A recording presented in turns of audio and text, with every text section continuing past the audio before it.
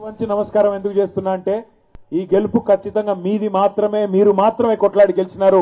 కేసీఆర్ గారి స్ఫూర్తితో ఎవరు సహకరించినా సహకరించకపోయినా మా నాయకుడు కేసీఆర్ గారు అందించిన పోరాట స్ఫూర్తితో మేము కొట్లాడతామని చెప్పి అధికార పార్టీ ఆగడాలను, అధికార పార్టీ అరాచకాలను అన్నిటిని ఎదుర్కొని వాళ్ళ గూండాగిరిని, పోలీసు పవర్ను అన్నిటిని ఎదుర్కొని మీరు అద్భుతంగా వీరోచితంగా పోరాటం చేసినందుకు గట్టిగా చప్పట్లతో ఇక్కడ ఉన్న వాళ్ళందరూ మొత్తం నల్లగొండ జిల్లా మొత్తం వినబడేటట్టు వారికి అభినందనలు చెప్పాలని కోరుతా ఉన్నా.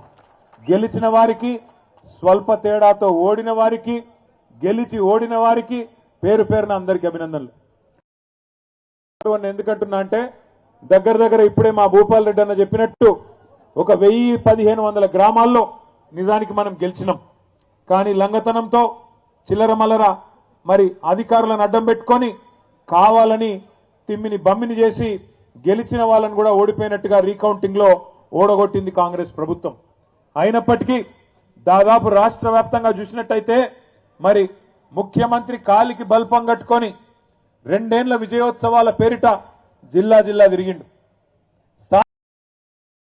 బెదిరించిండ్రు, మీకు ఇందిరమ్మ ఇండ్లు రావు, ఫలానా పథకం రాదు, ఫలానా పథకం రాదు అని బెదిరించిండ్రు. కాలికి బల్పం కట్టుకొని ఎమ్మెల్యేలు, అధికార పార్టీ ఎమ్మెల్యేలు ఊరూరు తిరిగిండ్రు.